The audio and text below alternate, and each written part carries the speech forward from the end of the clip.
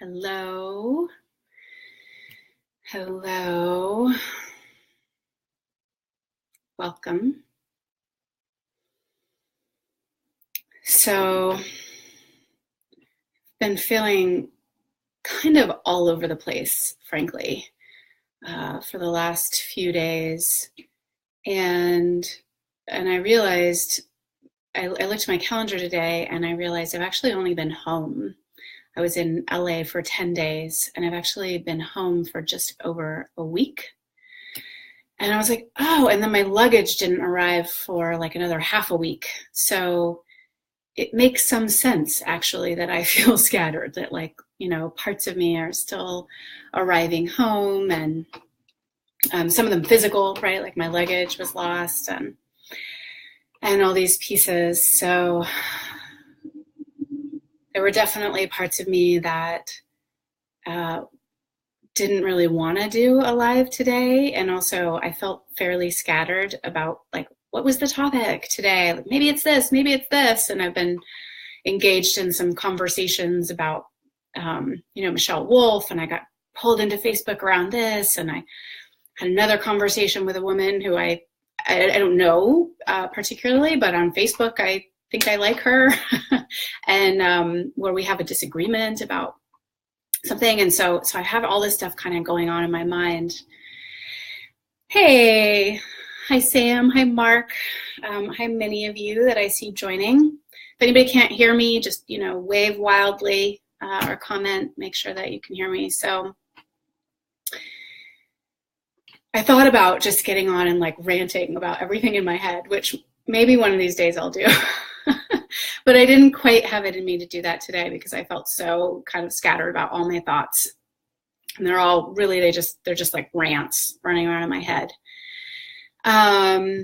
But a few times over the last few days, I've written myself notes, like in my, my iPhone notes, or I have these little scribble. This is like what notes on my desk look like. And there's this piece that I've wanted to speak to a little bit that really has to do with the way that it originally came up for me. And before I dive in, I want to say, if you're here, please offer your comments, your questions, shares about your life, anything that comes up while I'm talking. Same if you're watching the replay. Sometimes giving a little context if you're watching the replay is helpful because I'm not also talking and hearing myself. But I love anything that you want to offer, any questions, any clarifications, or how this actually plays out in your life. I love the dialogue. But the way that it was kind of arising in me recently was actually around this idea of like, it was personal, so it was I, but I would also say, it could be you. But this idea of like, I'll never fully fit in anywhere. I think often there's this idea that like, oh, we'll find our people, or I'll know I belong when externally I'm given reassurance that all of me is welcome. I'll bring all of me. Once I get that reassurance, then I'll bring all of me. And mostly, first of all, it just may never happen. But mostly I think it actually comes in the bringing of ourselves that we get the reassurance. So I was thinking about for myself, often we think about people are image conscious if we can see that they like have a perfect life, or they have a perfect house, or they're really well dressed. Like we think that's the image conscious. But, I remember being like 19 years old and living in a Buddhist monastery.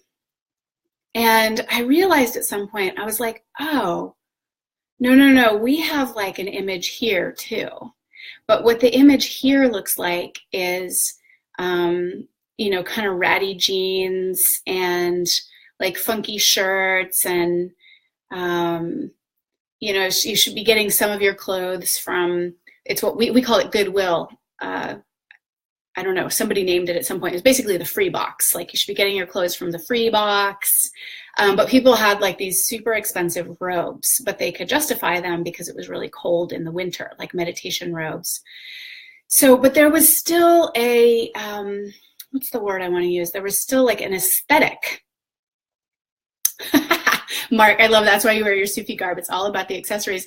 Well, we had, I mean, I think one of the things that brought this to light for me was there was a priest there who is still part of the monastery, and I adore him. He's one of my teachers. Had like, I mean, he would come into the meditation hall, and especially this would happen, this is kind of a tangent, but in springtime in Tassajara is like, I mean, I could cry just thinking about it right now, partly because it's so dark in the wintertime. Like it's dark and it's cold and like, oh, we just go in like this.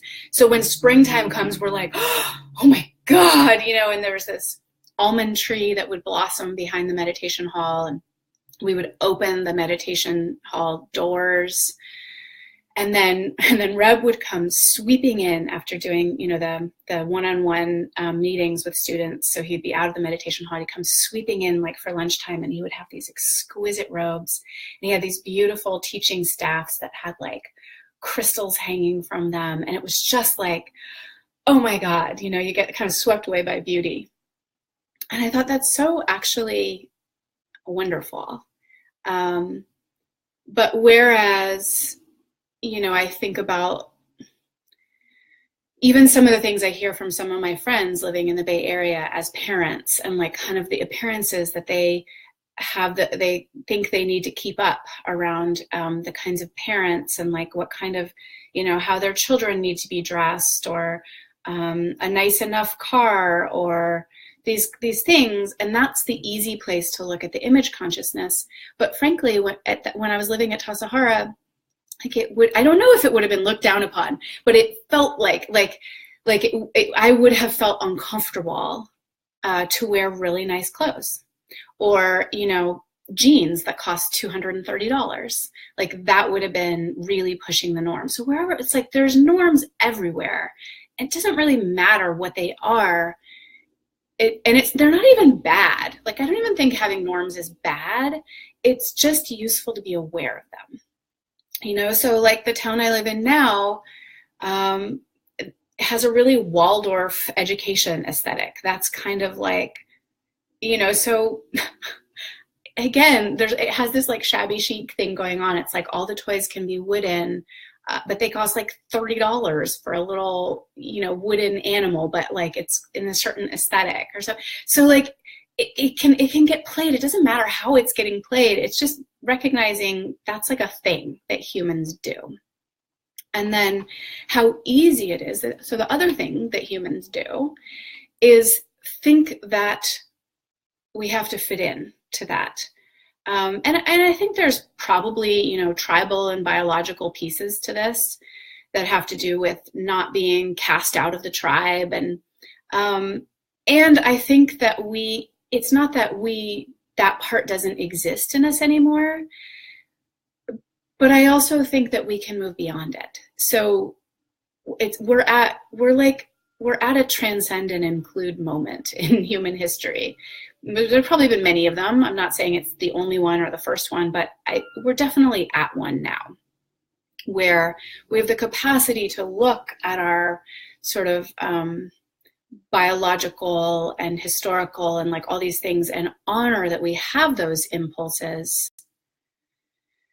Yeah, I mean, I think that's kind of what I'm saying, Mark, is like healthy awareness, like to look at it and not be driven by it. That we can go like, oh, that doesn't have to own me. Yes, it exists. I'm not going to pretend like I have no, you know, I don't have any of those impulses. I've evolved past them. But to also not necessarily be driven by them. And part of what I believe that takes, so this is like this interesting tension point, is like, in some way, if we want to be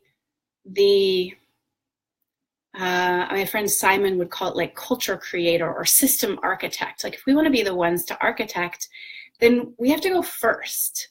And I mean, some of the places this has come up in my life, just to kind of give examples. So the Buddhist monastery, Tassajara, is one example where it's like, oh, that's like a certain aesthetic and wanting to fit in around that. And then my girlfriend Melissa and we used to wear sparkly nail polish, and it was like our little way of pushing the box, because everyone was barefoot. We had to be barefoot in the meditation hall, and we would do this thing where we bowed going through everybody's feet, and you could like see our sparkly toenail polish.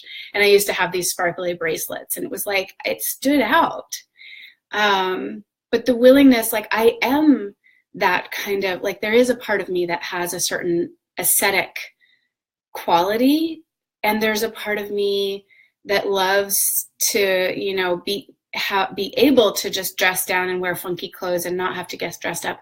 And there's a part of me that freaking loves sparkly nail polish and jeans that cost $230, and I like getting my eyelashes done. Like that, they're all parts of me.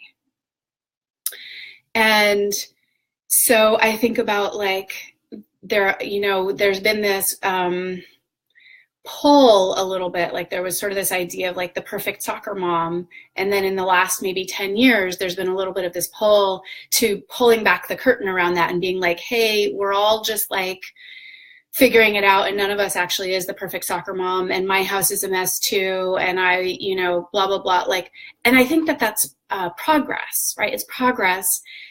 But then again, we could actually fall into this side of like, if I'm not totally, like my house is kind of clean, is that okay? Like, do I get to fit in with the moms whose house is a total mess too?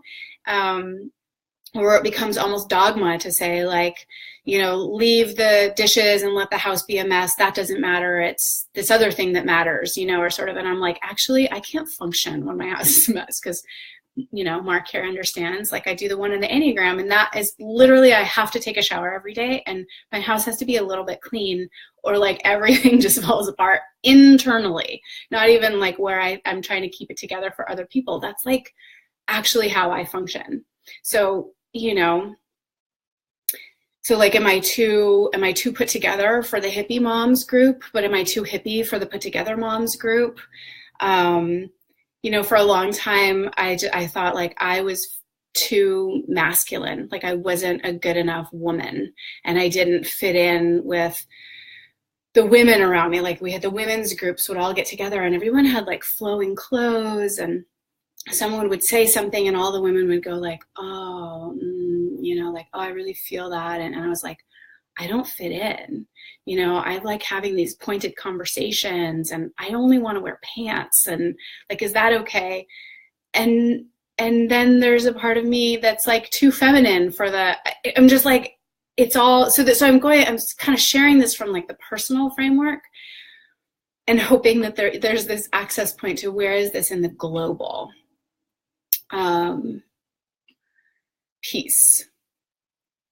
And I want to see, so Mark said, I've really been pondering this lately, how some cultures lean much more heavily into group identity, and our culture leans way too much into individuality. Totally.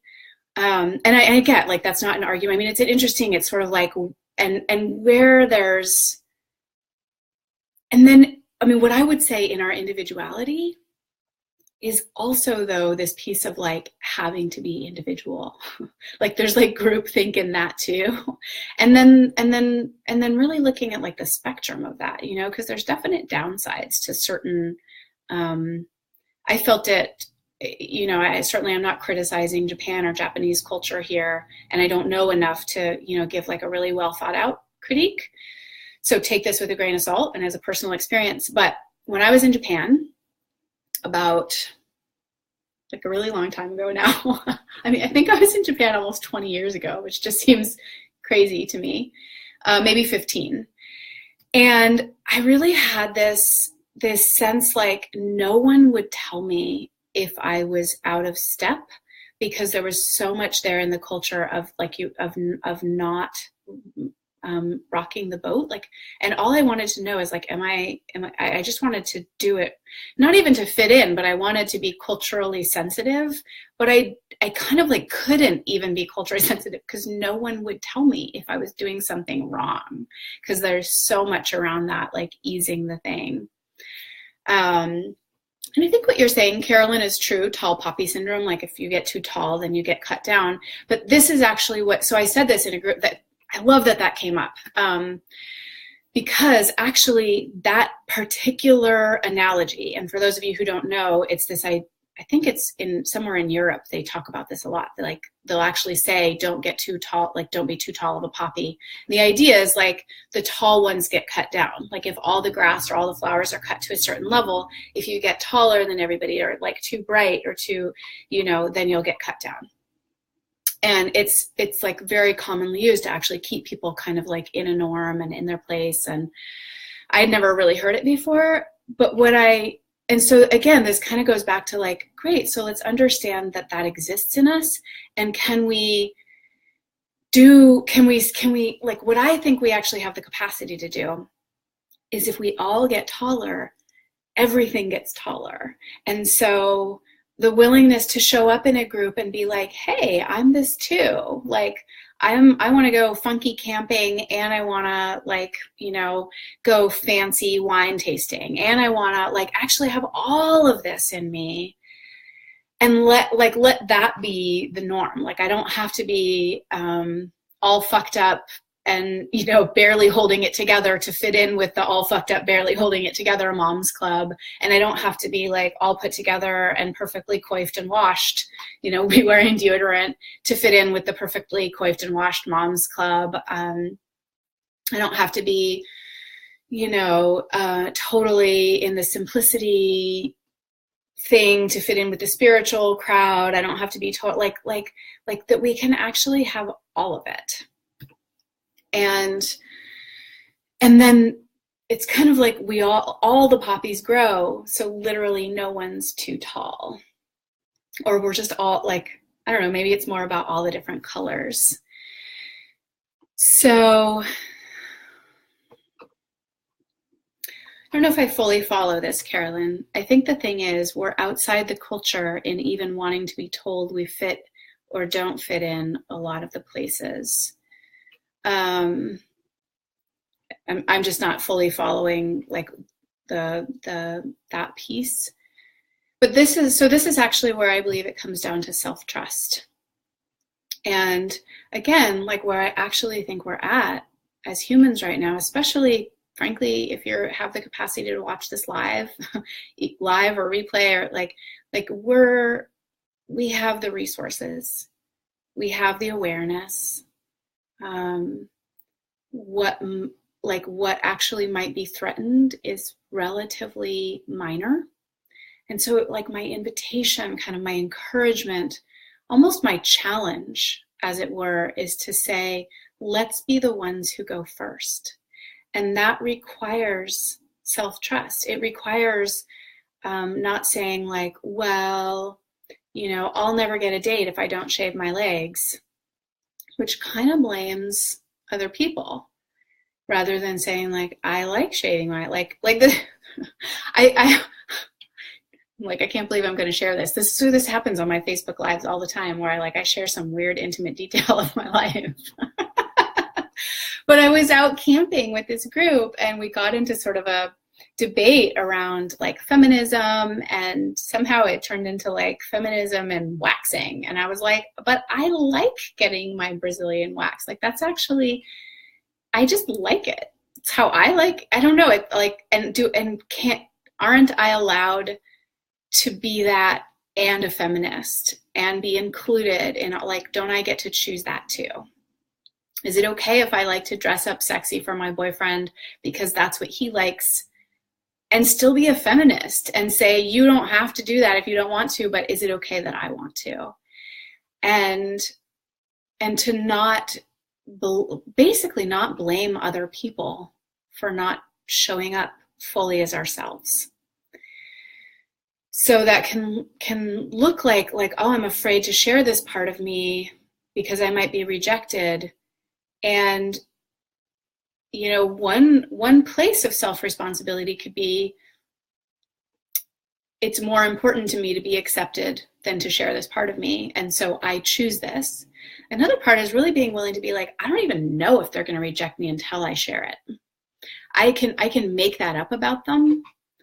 But I think so much attention is put on like, well, is this going to be accepted? And no one else wants to have these deep conversations, or It's so obvious that if I don't ... I won't fit in, or like we've already made the presupposition, and without even finding out if that's true. And so often making that presupposition, it's like we do it so fast, we don't even necessarily give ourselves a chance to find out what we really want, what we really feel, what even feels genuine to this one first, to then even make a conscious decision whether to bring it forward into like whatever the group is we think we want to be a part of.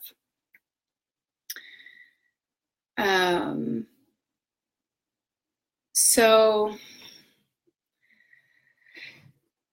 going to pause for a minute because that was just a lot of talking.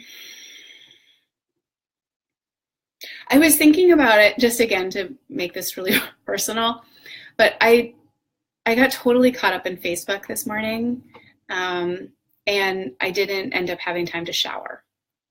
And I thought, well, I should just show up to my Facebook Live like unshowered and kind of sweaty. And, you know, some people will love that, and it'll give permission to people to just show up like unshowered and sweaty. And then I really didn't want to. Like, I felt kind of gross, and I had like 10 minutes, and I thought I could totally shower. And then I was like, if I share this, then some people, you know, it's like some people will love the showing up unshowered and like, well, that's just your real authentic self. And some people won't like it and they won't take me seriously. And then if I specifically shower in order to get on a Facebook Live and like put on clothes so that I look a certain way, some people will say like, that's not authentic. And this is kind of what I'm speaking to, is can't we be all of it? Can't we actually be all of it?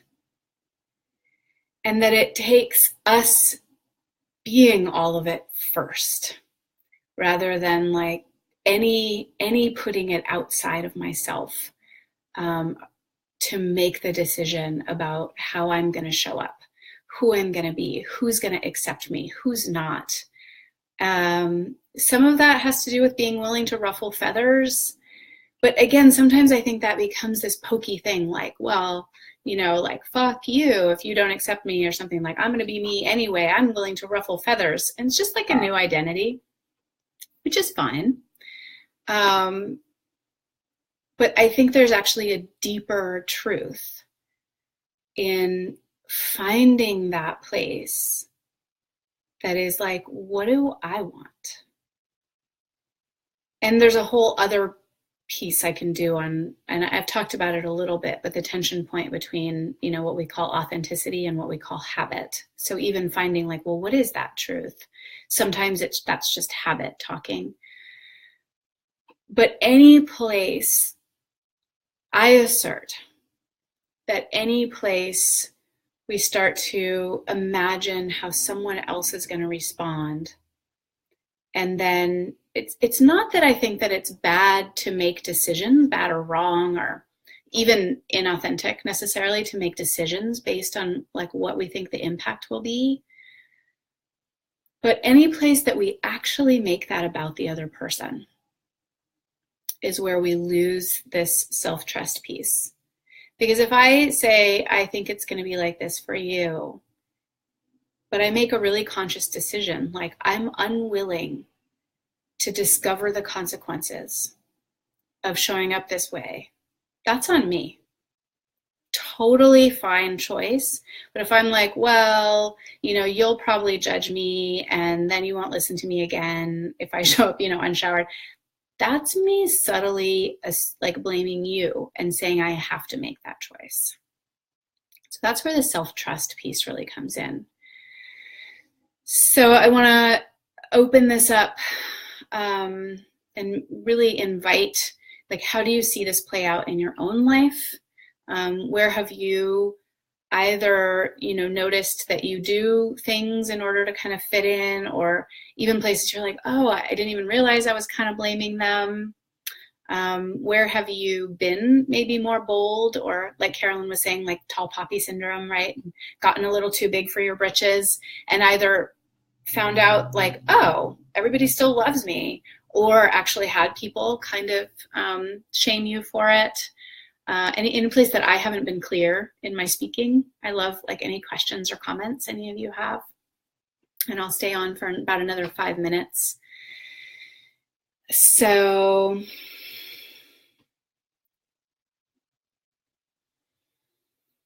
I'll see if I have anything else to say to fill the time.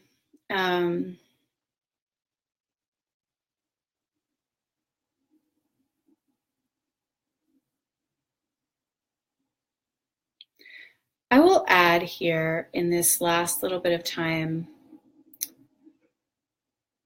it's hard to give real specifics around this in a medium, I think, like Facebook Live. But some of the best ways that I have found to cultivate self-trust have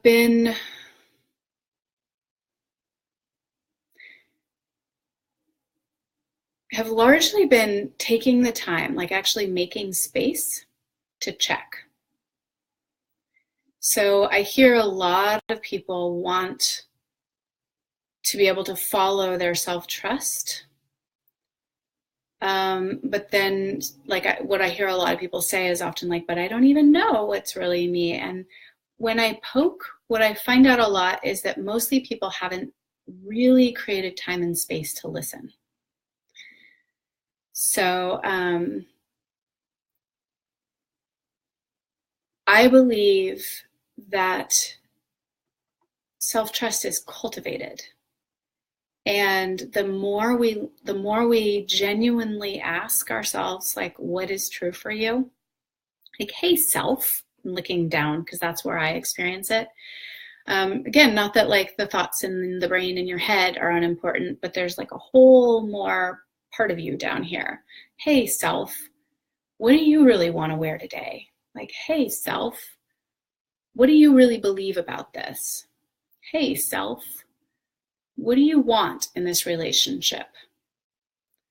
And then actually listening to what the response is without, doesn't mean you have to do it, but without immediately arguing. Like, well, that doesn't make sense, or they'll never go for that, or like, that's a silly outfit, right? These are like the kind of arguments. We start arguing like that.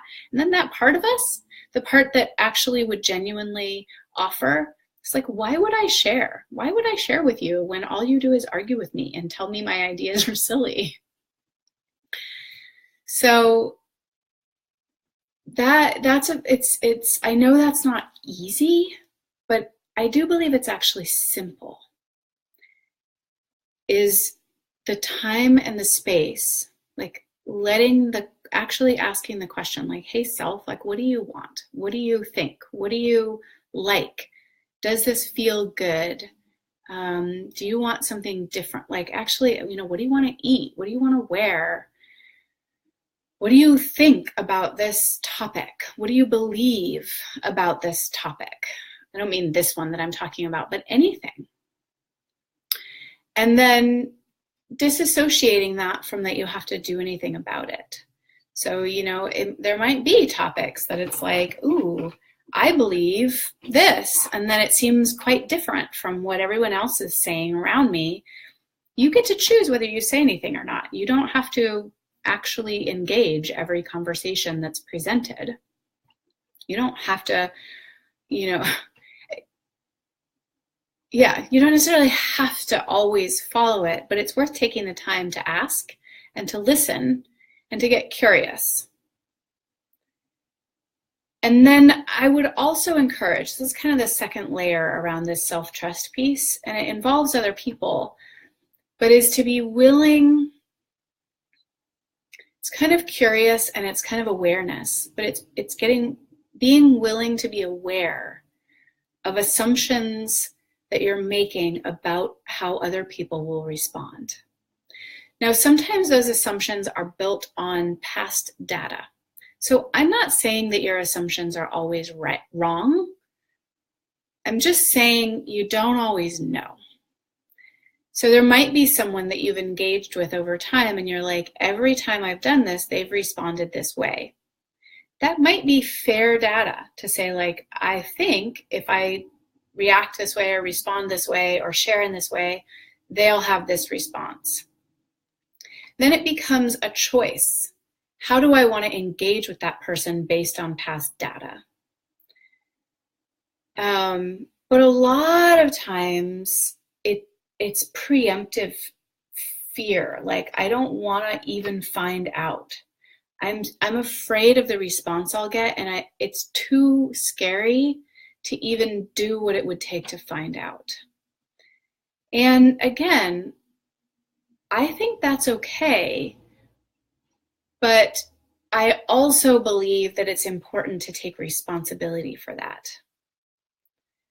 So I hope that makes sense. That's probably a whole other conversation to have. But to me, this is all like comes down to that part of developing the self-trust and just finding like there are places where I think my well put together self won't be accepted. And then there are whole other places where I think my like perpetually chaotic parts won't be accepted. And there are parts where my like, sensual, sexual self won't be welcome. And there's parts where my monogamous, private self, like where I think that won't be welcome. And my challenge to myself, and therefore my invitation to each of you is, am I willing to bring those parts anyway? And ultimately actually love myself enough, not as a rejection, like, fuck you, I love myself, so I don't care what you think. Like, maybe I care a lot, but I love myself enough also to go like, yeah, check it out. You all want to have sex in front of each other and I don't, or you all want to have, I don't even know like what, but all these things like, and I have a different part. But I love you, and I want you to love me too. Camille, I loved seeing your face pop up. Camille said, yes, I love the words you're putting to this inner process. It feels very close to my experiences with inner child work. Yeah, I think there is some resonance to, it's like there are these different parts. And so my guess is that there probably are some pieces that map over into letting all those parts. Like recently, so I'm gonna end with this. I'm gonna share a little story about myself. That's what I like to do here, and then I'm gonna complete this live. So any other shares or questions or responses in these last few minutes, I'd love to see them or hear them. But I'm part of a leadership group. It's a group of pretty high-level coaches and entrepreneurs and leaders and just people that I deeply, deeply respect and love. I admire their work in the world. I love what we get to do together. And I brought, and so inside of that, it's men and women, not a huge age range, but certainly, at least from like about 30, early 30s, like all the way up to mid 50s. So there's a range also in terms of that, not a huge range racially, but like a little bit of range in that. But a sense of holding us to a certain standard as leaders. And inside of that, kind of egalitarian was where I was sensing that a little bit explicitly, but mostly implicitly. That was how we were kind of invited to play. Like, well, we're all strong and we can stand up for each other, or we can stand up for ourselves. And, we're all powerful enough to speak up and, and that's part of the agreement actually to be there. And there's a lot of that I love. There's also a part of me that in certain contexts, actually, I want to be protected, not because I'm weak, but actually there's a part of me that can let loose. So there's a lot of times when I gather with this group where we're in kind of a circle or we're discussing in a certain way or we're doing exercises and practices. And then we've started also creating time where we hang out more casually. And sometimes it's like a party and maybe we get dressed up or we do certain things. And there's a way, this is just me, I'm not saying this is like truth about the world, but like me as a woman, I let loose a little more if I have the sense that other people, and especially the men in the group, kind of have my back, where I'm not gonna, and then I let certain defenses down. And I like being able to do that. It may turn out that that's just not really part of what this group is about, but I brought that part of me forward into this group, and it was super, super edgy. Like, there's parts of me that I know are totally welcome in this group, and even edgy parts of me, but that don't feel particularly vulnerable for me. But to actually share to the men in this group, I was like, hey, I want to be protected. That was really edgy. And so it's this willingness to say, like, hey, this part too. And there's a lot that then can happen there. I don't know quite what's going to happen in that group. I still feel very loved. And the response might be, hey, we don't want to do that here. I'd be like, cool. Then I get to choose again, is this where I want to play or not play, or how do I play, given that but I gave them the opportunity. I gave everyone the opportunity to see more of me. And I gave also people the opportunity to sort of say, like, I want to do that or I don't want to do that, rather than just assuming because maybe it hadn't happened that they didn't want to. So that's my invitation. And since I don't see any more comments, I'm going to close here. And I'm going to close by saying thank you. And thanks to those of you who were here live and engaged. I just really love that engagement. Thanks to anyone who's watching the replay. My apologies in any way that this was a bit scattered. That's definitely where I'm at in this moment. It's a little more scattered. And appreciate getting to be with you in the midst of that anyway. So have a great rest of your day. Ciao.